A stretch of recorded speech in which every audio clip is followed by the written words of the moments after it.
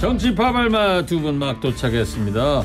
먼저 여의도에서 도착한 파발마입니다. 기자 시절에 문 전 대통령한테 자신감의 근거가 뭡니까? 질문했던 분이죠. 국민의힘 김애령 현 대변인입니다. 어서 오세요. 네, 안녕하십니까. 예. 안녕하세요. 또 한 분은 저 멀리 충남 논산에서 말 타고 왔습니다. 딸기의 고장 논산시장 3살에 빛나는 더불어민주당 황명선 전 대변인 어서 오십시오. 네, 안녕하세요. 황명선입니다. 오늘 두 분이 옷 색깔이 회색으로 네, 비슷하네요. 저까지 좀 회색해. 그러네요. 네, 그러네요, 정말. 와, 신기하다.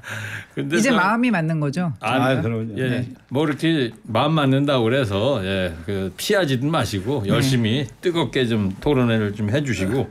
그나저나 지금 특별 재난지역 논산이 이제 지정됐잖아요. 네, 저희 논산 그건 뭐가 달라지는 거예요? 특별재난지역 선포를 저는 어찌됐든 간에 빨리 선포를 해줘서 그나마 정부 차원에서 잘했다라고 그러니까 말씀을 농작물 드리고요. 침수되고 한우 잃고 그런 다만, 농민들은 어떻게 되는 거예요? 거기 다 보상이 되는 거예요? 다만 이 특별재난지역 선포됐다고 하면 국민들께서 모두 다 지원된다라고 생각하는데 네. 그렇지가 않습니다. 특히 하우스에 있는 농산물 메론이나 지금 뭐 메론 그다음에 수박 같은 경우 막 다 물만 닿으면 상하잖아요. 이거 걷어내는 것도 보셨잖아요. 이런 거에 대한 이 보상 자체가 실질적으로 완벽하게 안 돼요. 그래서 그래요? 바로 추경이 필요한 것이죠. 여야가 합의해서 정말 이렇게 보상할 수 있도록 실질적 지원책이 필요합니다. 특히 풍수해 보험에 대한 국가적인 대응 체계 이 그 일부 지원이거든요. 그래서 이런 부분들을 완벽하게 보상할 수 있도록 근거를 좀 더 구체화했으면 좋겠습니다. 알겠습니다. 자, 어제 청취자 여러분, 헌재가 이상민 행안부 장관 탄핵 소추안에 대해서 기각 판결을 했죠. 이 판결에 대해서 여러분들 뉴스 접하고 계신데 어떤 생각을 갖고 계신지 한 줄로 좀 여러분의 고견을 좀 보내주시기 바랍니다. 두 분 나중에 추첨해서 작은 선물 보내드리도록 하고요. 중간에 소개도 몇 분 하도록 하겠습니다. 자, 정치 팔발만 이제 시작을 해볼게요. 오늘 여야가 아주 국회에서 중요한 회의를 하고 있죠. 국토부 회의에서 서울 양평간 고속도로를 두고 이제 맞붙었는데 원희룡 국토부 장관도 이제 당연히 참석했고요.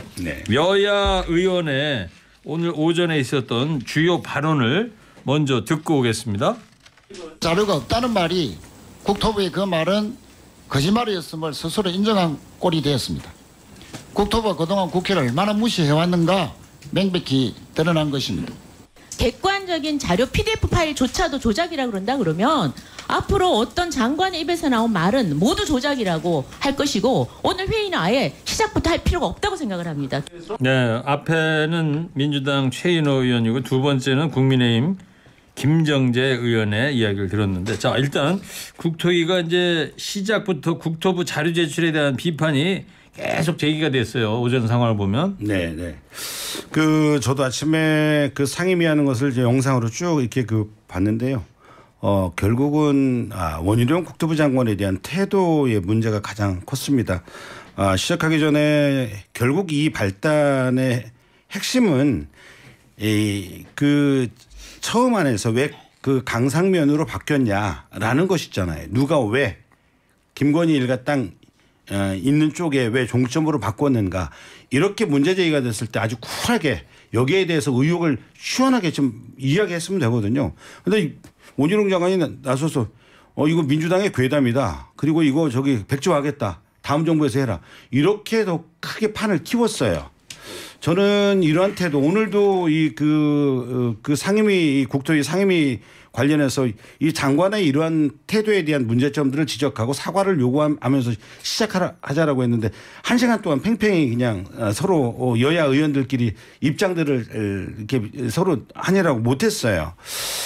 저는 결국은 이 의혹의 그 양평 이 고속도로에 판 이 의혹의 핵심은 결국은 원희룡 장관이 판을 키웠다. 그리고 의혹에 대해서 시원하게 쿨하게 이렇게 의혹을 밝혀주면 되는 거거든요. 그런데 계속 자료에 대한 미제출, 부실한 제출, 답변에 대한 불성실함, 막 이런 형태로 일관하다 보니까 지금 국민들한테 의혹들이 더욱더 커져가고 있다 이렇게 봐집니다. 원희룡 국토부 장관이 최초로 백지화 선언을 한 때가 제가 달력 보고 있는데 7월 6일 날이었어요. 목요일 날이었는데 오늘로 벌써 3주째 계속 이 논란이 되고 있는데 그리고 저 새로운 저 밖에 저 운동 모자 쓰고 있는 김경래 PD 있잖아요. 예. 네, 김 PD님 예. 원래 처음 이 그 프로 예. 만들었던 그렇죠. 분이죠. 황 전 대변인께서 말씀을 좀 간결하게 해달라고 부탁드리는데 예. 좀 늦게 와가지고 잘 몰라요. 예? 네, 황 전 대변인 늦게 좀 얘기하는 걸. 예, 하여튼 간결하게 좀 해주시길 부탁을 했고 그리고 지금 말씀하셨으니까 원희룡 장관이 사과는 민주당부터 해야 한다. 요 육성을 한번 들어보겠습니다. 오늘 오전 상황입니다. 사과를 한다면 이 사태를 이렇게 거짓 선동으로 몰고 왔던 민주당 전현 대표 두 분부터 사과를 해야 된다고 생각합니다. 아 시끄럽습니다. 네. 김일영 대표님 뭐 국회에서 지금 지켜보다 오셨을 거 아니에요, 그죠? 네, 뭐 자. 제가 다른 일도 있었지만 TV를 통해서 저도 이제 네. 봤습니다. 네, 뭐 이제 의혹 해소를 위해서 일단 그 조금 늦긴 했지만 모든 자료를 이례적으로 공개를 했고요. 뭐 원희룡 장관은 말씀하셨지만은 이 민주당이 사실은 집권했을 당시에 그 이 대안의 필요성이 제기가 됐었거든요, 이미. 예. 그런데 이제 윤석열 정부 들어서서 이 처가 특혜 문제로 지금 민주당이 또 다시 이렇게 좀 시비를 걸다 보니까 지금 원희룡 장관 같은 경우에도 뭐 일타 강사까지 이렇게 자처를 하면서 이번에 조금 굉장히 좀 행동을 좀 이렇게 뭐랄까 강렬하게 이렇게 좀 하시는 것 같은데요. 어쨌든 뭐 약간 그 백지화라는 것에 대해서는 약간 정치적인 그런 언어도 사실 없지 않다고 생각을 하긴 합니다만은 어쨌든 이 거짓 선동을 자꾸 민주당이 너무 하시다 보니까 이 민주당의 그 전현직 대표에 대한 사과부터 먼저 하라라는 그 원희룡 장관의 말씀이 있었는데 저도 여기에 대해서는 좀 동의를 하는 바입니다. 네. 모든 자료를 국토부에서 공개했다. 그리고 민주당이 먼저 사과를 해라. 이런 부분은 어떻게 반론을 하실 거예요? 그 양평고속도로에 대한 그 종점 부분에 대한 변경 누가 왜 했는지 그 중심에는 김건희 일가 땅 이거에 대해서 이 그 밝히라는 건데 왜 갑자기 전현직 대표에 대한 문제제기가 왜 나오는지 이게 이렇게 그냥 정치 공세가 되면 더 판이 커져요. 예. 그러나 물타기 같이 보이지만 이건 쿨하게 시원하게 누가 왜 했는지 거기에 대한 분명한 입장들을 국민들한테 의혹을 갖지 않도록 설명만 하면 되거든요. 근데 원희룡 장관이 오늘 국회에서도 지금 정치 공세 아닙니까? 이런 형태로 가면 국민들의 의혹은 불씨는 점점 윤석열 대통령 일가에 대해서 더욱더 의혹이 커질 수밖에 판이 없다. 커진다 이런 표현을 하셨는데 예. 그렇다면 여야 누구한테 유불리를 줄 수 있어요? 판이 커진다면? 윤석열 정부 대통령한테 굉장히 큰 부담으로 계속 올 수밖에 판이 없는 커지게 거죠. 되면. 예. 네. 아니 일단 오늘 회의에 저희가 이제 한해서 보면은 회의를 해야 되는데 이 토론도 하고 이제 질문도 하고 답을 해야 되는데 그런 기회 안 주시고 뭐 사과부터 하라고 막 이렇게 하시니까 원희룡 장관께서 이제 그 전현직 대표에 대한 사과가 먼저 있어야 한다 이렇게 말씀하신 그 거죠. 심상정 의원께서 그 강상면으로 바뀐 그 근거 양서에서 강상면으로 바뀐 근거 그다음에 예타 조사했으면 그 결과 뭐 이런 내용들을 자료를 달라고 했고 평가에 대한 그 자료도 좀 요구했는데 자료가 없다라는 거 아닙니까? 그런데 한준호 의원은 갖고 있어요. 그러니까 이 장관으로서의 이런 불성실한 답변 의도적으로 회피하는 이런 인상들이 있단 말이에요. 네, 알겠습니다. 일단 가장 중요한 것은 이 노선 변경의 적절성일 것 같고요. 이것은 아마 양평군청 또 양평 군민들이 이것에 대해서 화답을 해 주시지 않을까 생각을 합니다. 알겠습니다. 자, 어제 헌법재판소가 이상민 행안부 장관 탄핵 소추안 기각 판결을 했지 않습니까? 어제 이맘때쯤 그 판결이 나왔는데 국민의힘에서는 민주당에 대해서 습관적인 탄핵병에 걸렸다 이런 비판을 했습니다. 네, 그렇게밖에 볼 수가 없죠. 이게 뭐 어제 그 선고가 나와서 많은 분들이 다 알고 계시겠지만 재판관 9명 전원 일치의 그 의견으로 기각이 결정이 됐습니다. 대통령실에서 그 발표한 그 발언을 좀 제가 다시 한번 말씀을 드리면은 법적 요건에 맞지 않는 정치 탄핵이다. 이 탄핵 소추권을 남용했다 이렇게 표현을 했는데 이 탄핵 소추권 남용이란 이 표현이 저는 굉장히 지금 이번에 적절하다고 말씀을 다시 한번 드립니다. 탄핵 소추라는 것은 결국은 결국 이제 파면으로 가기 위한 어떤 그런 것을 이제 뜻하는 것인데 파면을 하려면 중대한 어떤 사유가 있어야 되지 않겠습니까? 그런데 민주당에서 이 장관의 그 직무상 위법이 없기 때문에 그 탄핵이 기각될 것을 알면서도 이 탄핵 소추권을 밀어붙이면서 어떻게 보면은 정쟁화를 시켰다. 저는 이렇게 좀 생각이 들고요.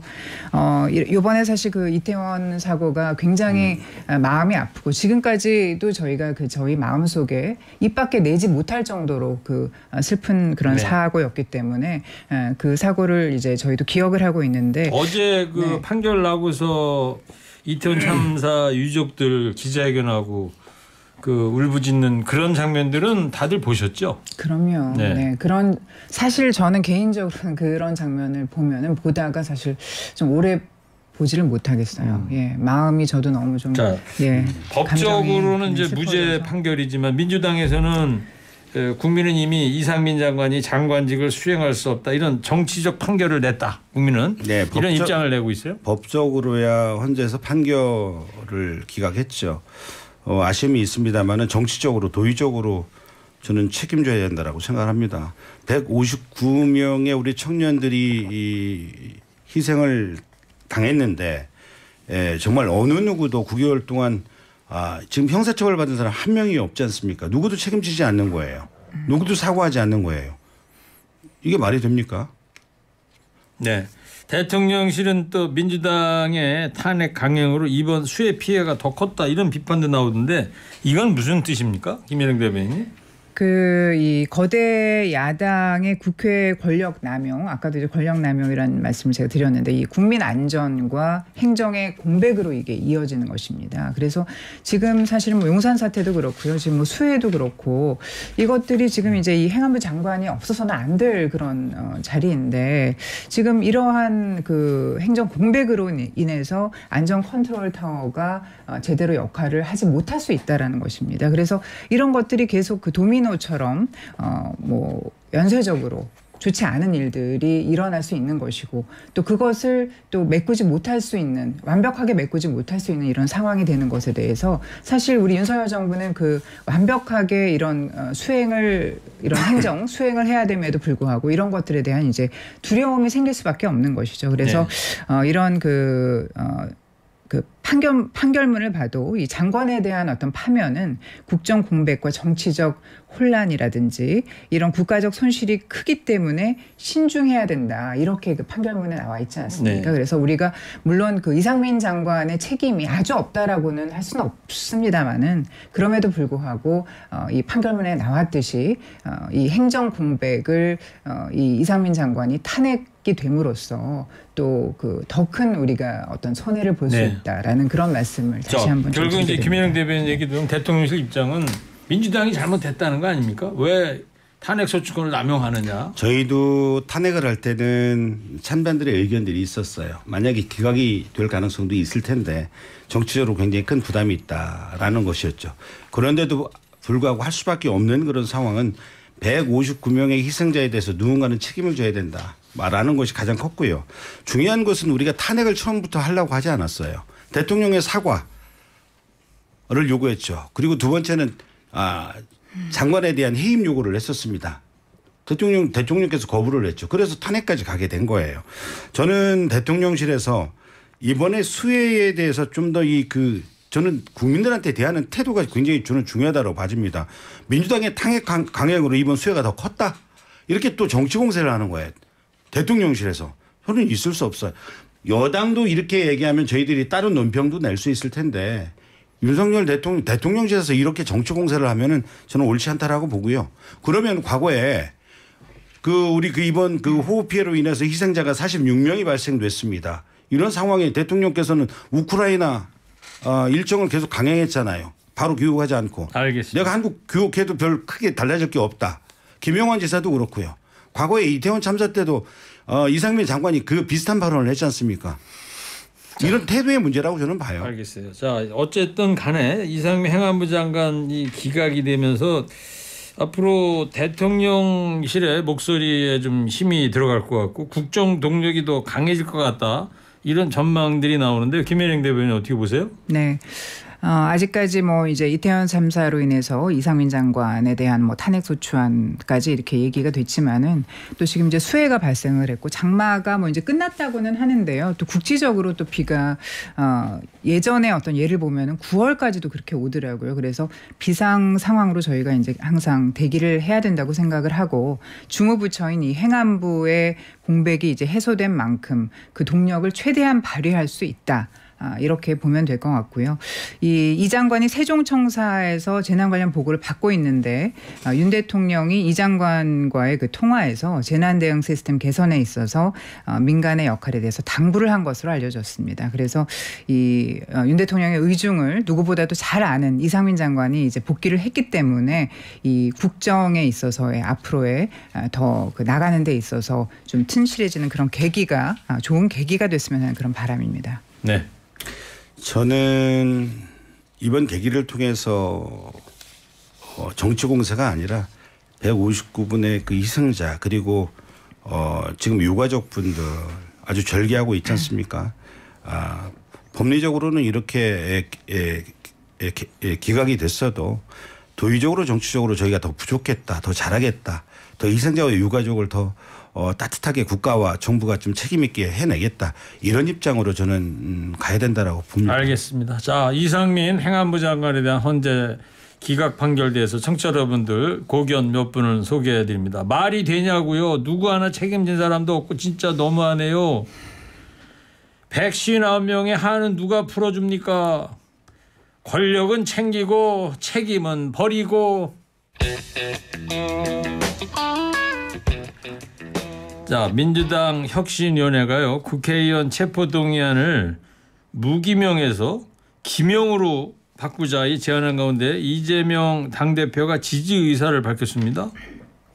이재명 대표가 이제는 체포동의안 오면 본인이 직접 저기 그 재판받으러 가겠다 이런 말씀까지 했잖아요. 네. 그래서 불체포 특권 이게 저기 내려놓겠다 이런 공식적으로 선언한 입장에 이제 공개적으로 모든 의원들도 함께 그렇게 하자라는 것이죠. 꼭 이재명 대표에 대한 뭐 체포동의안이 왔을 때에 대한 기명이 아니라 다른 모든 의원들에 대해서 이 그 체포동의안이 오면 기명으로 할 수 있도록 그렇게 하자라는 거예요. 그러니까 오해가 없었으면 좋겠어요. 결정된 건 아니지만 네. 이거를 바꾸려면 무슨 뭐 법 같은 걸 바꿔야 됩니까? 기명 무기명에서 기명으로 하고 바꾸고 그런다면은 어떻게 하는지 모르세요? 그것은 뭐 법적인 것은 해당이 안 되는 걸로 저는 그래요? 국회의원들끼리 이렇게 정하면 되는 거예요? 네네. 그러면 근데 대표적인 비명계 의원으로 알려진 이원욱 의원 민주당에 네네. 근데 기명 투표하자는 거는 이름 밝히라는 선동이다 이런 비판을 하던데요. 어떻게 보세요? 저는 그 말씀이 굉장히 일리가 있다고 생각을 합니다. 네, 뭐 다른 당 의원도 아니고 민주당 의원 아니겠습니까? 비명이긴 하지만 또 뭐 조홍천 의원도 말씀을 하시더라고요. 체포에 동의한 의원들 낙천 운동이 벌어질 것이다 이렇게 얘기를 했거든요. 그래서 저는 그 이 책임 정치라는 측면에서 투표 결과에 대해서 책임을 지는 것이 이제 필요한데 조기에 기명 투표를 이렇게 말씀을 하시는 이재명 대표를 참 보면서 그 과연 이게 그 당당한 의사 결정이 가능할 것인가 저희가 상식적으로 보면은 그렇지 않다고 저는 생각을 합니다. 일례로 그 이 대표 체포동의안에 대해서 민주당 의원이 그 찬성표를 던지고 실명이 공개됐다 하면은 그 의원이 정치적으로 무탈하겠습니까? 뭐 이재명 대표 그 라인뿐만이 아니라 개딸들이 또 뭐 막 달려들어가지고 이게 굉장히 그 힘든 상황이 될 것이라고 저는 생각을 하고요. 이 방탄국회 꼼수로 이득을 봤던 그 이 대표께서 2차 체포동의안 가능성을 지금 앞에 둔 그런 시점에서 이 기명 표결을 얘기하는 것은 굉장히 좀 낯뜨겁다 그런 생각이 들고요. 그렇게 그 책임 정치를 중요하게 여기신다면은 이 불체포 특권 포기 선언부터 조건 없이 실행에 옮기시면 될 거다 이렇게 저는 생각을 하고 있습니다. 네, 불체포 특권 포기는 선언한 거 아닙니까 지금? 했죠. 네. 선언을 하셨는데 이제 거기에 대해서 실행을 옮기시는 거죠. 선언했고요. 네. 저희 그 뭐 여야 혁신위원회에서 뭐 제안이 있었습니다만 불체포 특권에 대해서 기본적으로 다들 의원들이 함께 동의를 다 했죠. 여러 가지 논의 끝에. 알겠습니다. 그러니까 말씀은 항상 하시는데 행동을 안 옮기시니까 네 항상 신뢰가 안 가는 거죠. 네 말씀은 잘하세요 우리 이재명 대표께서. 아유 말도 네. 잘하고 실천도 잘합니다. 아 그거는 뭐 국민들이 두고 보세요. 판단을 하시니까. 두고 보세요. 네네. 네. 그래서 민주당 전체를 이게 흐리시니까 이 대표께서 참 문제가 많아요. 아 민주당 전체를 흐리다니요. 아이그 윤석열 정부 1년 들어서 압수수색 330번. 압수수색을 하면 왜 안 하겠습니까? 그 문제가 네. 있으니까. 근데 지금 증거도 자, 없잖아요. 끝내겠습니다. 네. 막판 되니까 뜨거워지기 시작했는데요. 이러시면 안 되죠. 네. 자, 두 분도 한 줄 평 해주시기 바랍니다. 이상민 행안부 장관 기각 판결에 대해서 한 줄 평 듣겠습니다. 먼저 황명선 전 대변인 해주세요. 3, 2, 1. 네, 면죄부가 아닙니다. 최소한의 도덕적 책임을 갖고 최선을 다해 주시기 바랍니다. 그러면 안 돼. 그러면 안 된다는데. 자, 이어서 국민의힘 김혜령 대변인 해주세요. 3, 2, 1. 네, 예상됐던 판결입니다. 이상민 행안부 장관이 더 그 할 일을 할 수 있도록 도와주시기 바랍니다. 넌 나에게 모욕감을 줬어. 모욕감을 줬답니다. 뭐 두 분이 오늘 다 혹평을 받으셨네요. 한 줄이 분발해 아니라 주셔야 두 될 것 줄이었어. 같고요. 자, 정치 파발만 오늘 여기까지 하겠습니다. 자, 두 분 감사합니다. 네, 감사합니다. 고맙습니다.